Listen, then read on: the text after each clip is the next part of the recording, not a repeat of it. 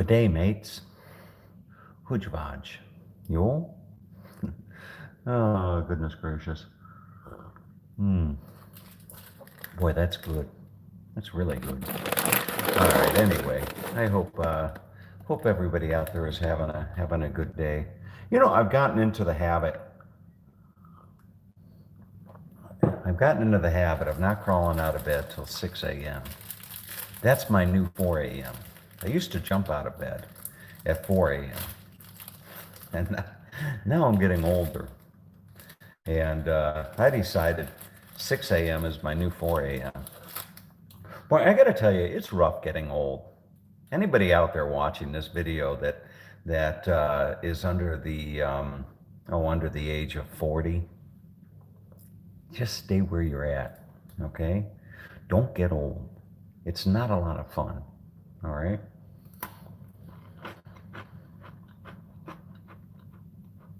You have to get up in the middle of the night 2 or 3 times, but anyway, maybe I wouldn't have to get up in the middle of the night if I didn't drink so much coffee and what have you. But anyway, start of another day. I was just talking to Silvana, and I'm not gonna dwell on that too much. But what a joy, what a joy. She, I was asking her yesterday. I said, when did you come into my life? And and I had looked back on because we started out, we met on this online dating website, and then we went over from this online dating website, chatting back and forth. We went over to an app called WhatsApp.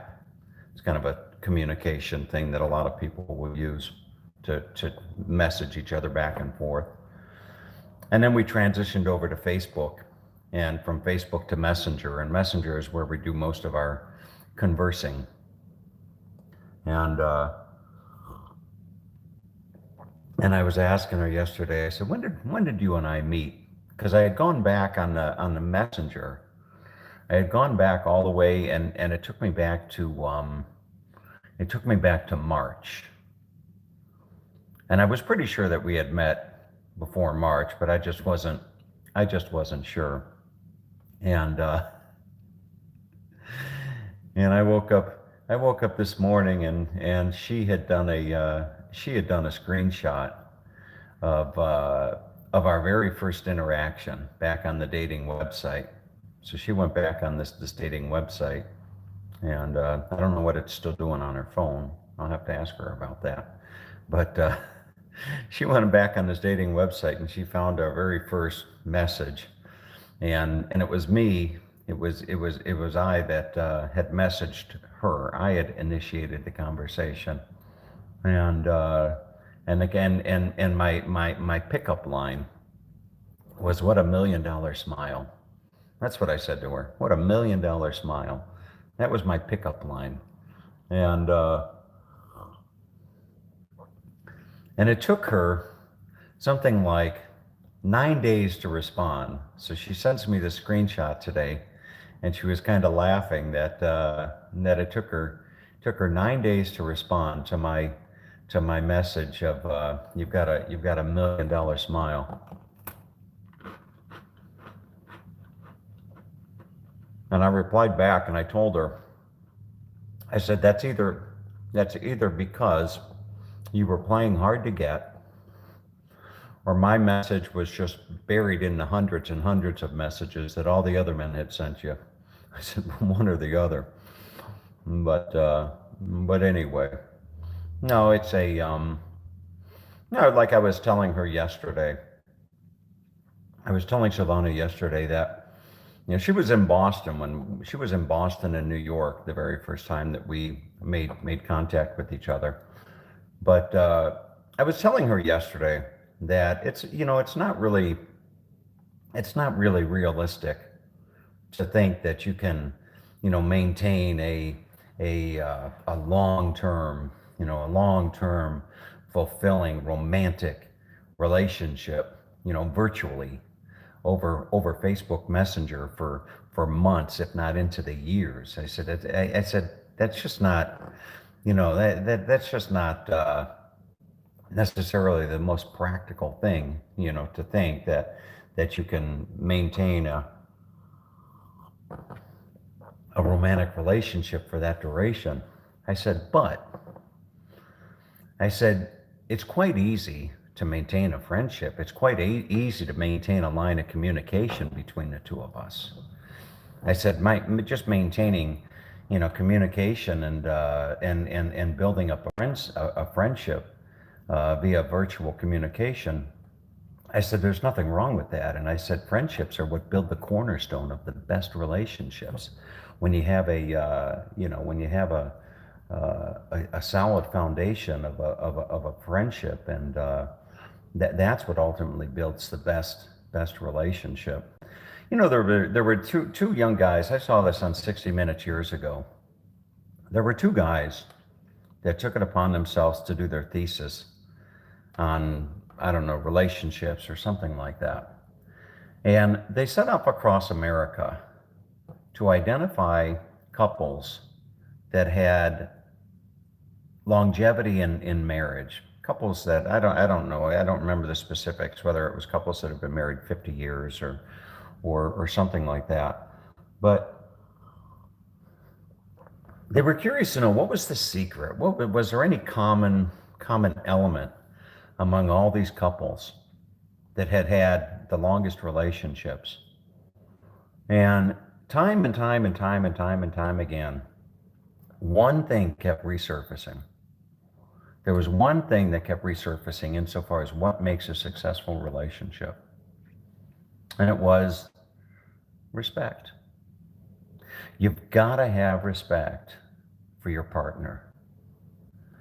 If you respect your partner, then everything else kind of falls into line.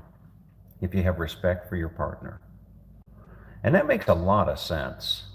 Because if you respect somebody, you don't mistreat somebody that you respect. You're having morning coffee and I'm having an evening beer. Cheers, Tom. Hey. All right. But I used to drink beer. But actually, you know what? I've got some non-alcoholic in the fridge. But respect. Respect is the common thing in a relationship. And, it doesn't even have to be a romantic relationship. Respect and communication. Respect and communication, I think, are the most, two of the more important elements in a successful relationship. So with Silvana, I don't know. Only time will tell. Where that whole situation goes. But like I said on the video the other day, I'm just going to milk the situation. I look at, it's the kind of situation where her and I would be walking down the street and people would look and say, what's she doing with a guy like that? She could have any guy. She could have any man she wanted. What's she doing with a guy like that? But, oh, goodness gracious. And a lot of you, maybe I'll send, I have a mailing list, the We Care mailing list. I haven't sent out emails to that We Care mailing list in a while. Maybe I'll send you a couple pictures of the lovely Silvana, and you'll see that I'm not exaggerating, when I say that people would say, what's a woman like that doing with a guy like him? But anyway, what else is on my mind? I spent yesterday with this whole visa thing just kind of settling in. I've been traveling around for the last, several weeks with the uncertainty of whether or not I could stay or go, and yesterday was the first full day, with my new status, if you will. And I just spent the whole day letting it sink in. What does it mean? What does it mean? And as I'm thinking about it, naturally I start formulating, There's all the considerations. There's a lot of considerations. One thing that really challenges me is the fact that I've got stuff back home. Stuff. I've got a camper. I've got a camper and a pickup truck, a beautiful, beautiful new pickup truck. I got $100,000 worth of metal, 100 grand worth of metal, and some fiberglass, I think, and plastic, but most of it's metal. But I've got 100 grand worth of metal sitting in a warehouse, collecting dust. And then I've got my house. I've got my house, which I probably couldn't sell if I wanted to. No, I probably could. I'd have to give it away. But then I have my house, so it's kind of interesting. You have this stuff, and it's like a ball, to some extent, it's like a ball and chain. Other people have multiple balls and chains around their legs, like they've got a job, they work for the man, they gotta show up for work every day, and that's one ball and chain, so to speak. And another ball and chain is the family, and I wouldn't necessarily call a family a ball and chain. I don't think that caring for loved ones and what have you is not. I don't see that as a ball and chain as much as it is a responsibility. But anyway, I look at my situation, and here I am in Australia, of all places. Australia, the land down under. It's just amazing, you know. But I've got these ball and chains back home called a camper and a truck and a home. And boy, if I didn't have those, I'd be at the doorstep of the world, and could just travel, God willing, and health willing and what have you. But anyway, the lovely Denise from Newcastle with Mr. Wonderful. I call her partner Graham Mr. Wonderful. But the lovely Denise told me the other day that I would be covered under the Aussie health system. Covered in the sense that if I had an emergency, God forbid that I had to be rushed to the hospital for whatever reason, that I would be covered under the Aussie healthcare system. And that's something I need to look up. It is. I mean, if I'm going to be here for a while, I need to be conscientious of that major consideration and look that up. But what else do I need to do? I also need to figure out before it's too late. I need to figure out how I'm going to cast my vote for President Donald J. Trump. That's right. I know there's a lot of you right now that you're thinking, oh my God, why am I subscribed to this idiot? Admit it. There's some of you out there right now that are thinking, oh my God, this guy is going to vote for Donald Trump. Yes, I am. I'm going to vote for Donald Trump in 2020.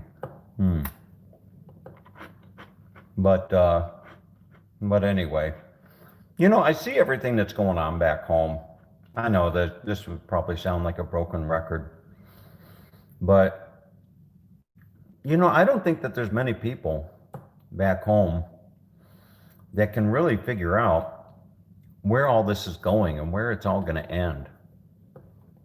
It's just hard. It's hard to say, and the fact that they've got, I was reading yesterday, they're calling in National Guard to protect monuments in our nation's capital. The Washington Monument, the Lincoln Memorial, the World War II Memorial, and there was even talk about blowing up Mount Rushmore. Blowing up Mount Rushmore. Can you imagine? Can you imagine that? Blowing up Mount Rushmore. what the hell has the world come to? It's just unbelievable, unbelievable. And then, you see these scenes, like the scene of the guys, the armed guys. The other night, it was on Fox News. I think Hannity was interviewing a couple of these armed thugs or hoodlums or whatever you want to call them down in Atlanta that were standing outside the Wendy's that was burned down, and they're demanding they're demanding the release of the girl that started the fire of this place, and they're talking. My phone dropped. Sorry about that.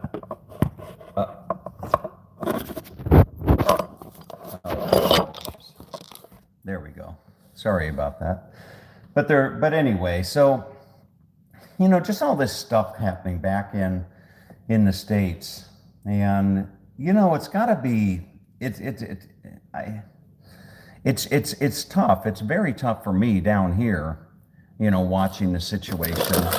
It's very, very tough for me down here watching the situation through the news and all that type of stuff. I can only imagine what it's like living it. I can only imagine what it's like living in that stuff day to day. It's just the stuff I see. I think it was Las Vegas yesterday. Some woman went crazy in a restaurant or a coffee thing and took off her mask. And the old woman took off her mask and started coughing on a little baby in a stroller because the mother wasn't practicing social distancing or something like that. It's going crazy. It just looks, I want to fix this camera here. It just looks, on the surface, it just looks like it's going crazy. It looks like the world is going crazy. And down here in Australia, Australia is not without its problems. It's got its challenges. It's the big news right now is another outbreak, if you will, down in Melbourne. Victoria, but it's not that Australia doesn't have its problems, but I would tell you to walk down the streets here, such as I did yesterday, looking for a nice wool cap because it's getting a little chilly for a baseball cap. They call them beanies down here. They call them beanies. I went into a store yesterday. And I was asking for any beanies or whatever, and the woman walked me to the back of the store, and she said, "No, I guess we're sold out, but we have these sport beanies." I said, "Sport beanies?" She said, "Yeah, I like sport beanies with different teams and stuff." And I said, "Do you have the Magpies? You have a Magpie beanie?" And she kind of looked at me kind of funny, and she said, "No, mate." We don't have the Magpie beanie here. You can have the Rabbitohs or whatever. You can have a Rabbitoh beanie or something like that. I said, Rabbitohs? You mean the rabbit? I said, I'm not going to walk around with a hat on my thing with a little bunny, I said, no. I'll stick with my baseball cap for the time being. But anyway, so going back to my thought was, it's the game plan. What am I gonna do? What's my game plan? And if you were to look at a map and see where I'm at, I'm in Tamworth, which is northwest of Newcastle. I keep toying around with all the different options. And, I need to figure out, I've got about 320,000 points right now, about 320,000 points. And I need to max out the points that I'll pay for a place at about 6,000 a night. And 6,000 points a night isn't going to get you a real wonderful place. It'll get me something. It'll get me something comfortable. But I need to be really conscientious of my points. I want to be conscientious of using my points and what have you. And I've kind of resolved myself to the point that I'm not going to spend over 6,000 points per night for a place. And that would give me the better part of, well, 30 times 6 would be 180. And then, so it'd give me about 45 nights. It'd give me about a month and a half of accommodations. That would take me into August, the middle of August, or thereabouts. And now you're looking at springtime. You'd be looking at springtime here in the land down under. Right about the middle of August or the end of August, it would be, spring would be in the air. And I look at the possibilities of like renting an apartment. So these are my options. This is what I'm thinking about, because you got to have a game plan. One option, after my points run out, is to rent someplace. And if I'm going to rent someplace, like a furnished place, I'd have to go through like realestate.com.au, realestate.com.au. I'd have to go through that, and I'd have to find a place to rent, and I'd be looking at a minimum of 30 days.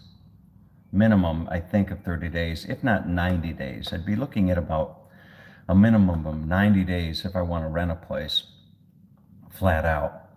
And that's all well and good. I mean, if it's a nice place, like Nelson Bay was a nice place or whatever, I don't have a problem staying put for 3 months at a time. I don't have a problem staying put for 6 months at a time.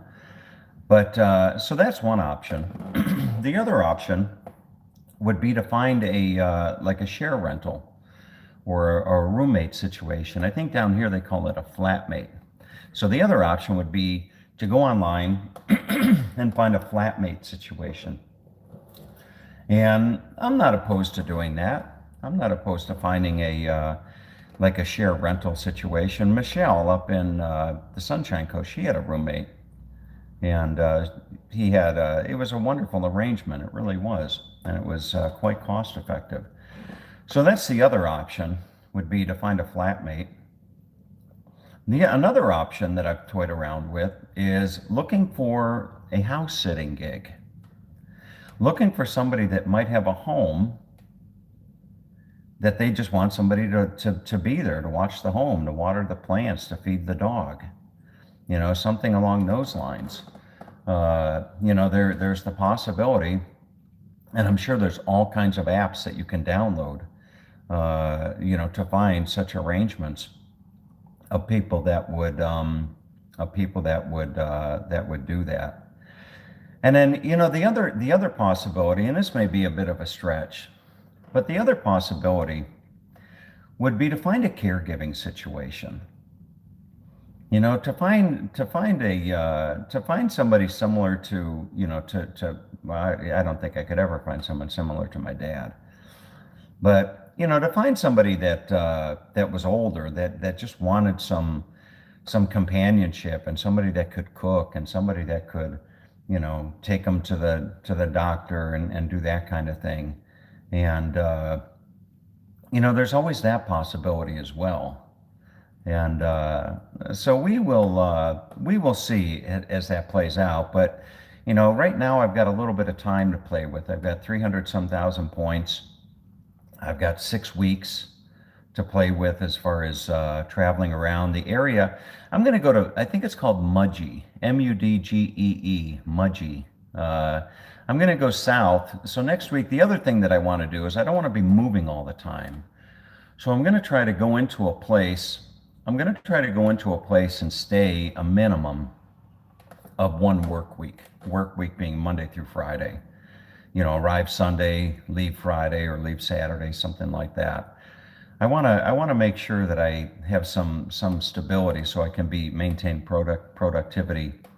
By the way, go look at ColumbineAppliance.com, COLUMBINE, ColumbineAppliance.com.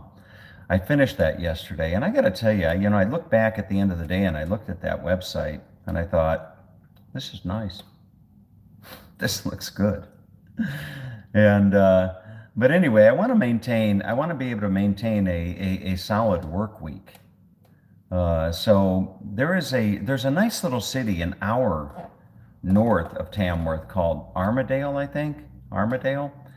It's supposed to be a beautiful town. It's a college town, not a real big town, but maybe 100,000 people.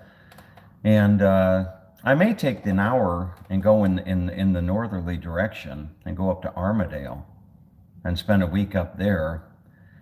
And then the following weekend, then do an about face and come south and go to Mudgee on my way to the Kangaroo Valley, and then on my way to what is it, Kiama, I think, or whatever, down in the south of Sydney. So that's my tentative game plan right now, is to just kind of saunter my way through a little bit of the inland part of New South Wales, and then find my way back down to the coast. And then from there, who knows? It all depends if they open up the borders. If they open up the border to Queensland, then all bets are off, because I could go back up to Cairns and enjoy the winter. Have a balmy winter. Swimming in the lagoon and all that kind of stuff. But the other thing that I'm toying with, boy, springtime in Tasmania. Springtime in Tasmania. Doesn't that sound wonderful? It really does. Springtime in Tasmania. Oh, goodness gracious, wouldn't that be nice? So, anyway, that's about it, folks. I'm talking about springtimes. I have a dream. Anything the human mind can conceive and believe it can achieve. And what I'm conceiving and believing right now is the very, very first time that I hold Savannah in my arms.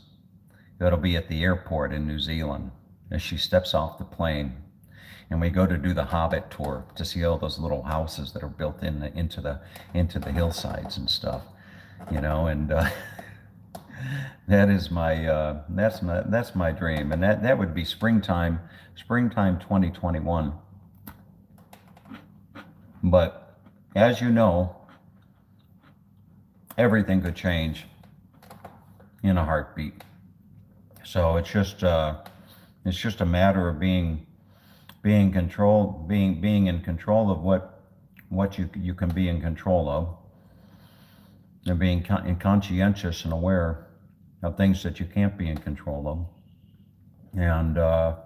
and realizing that ultimately you can think that you're in control of just about anything, but ultimately it's the Lord.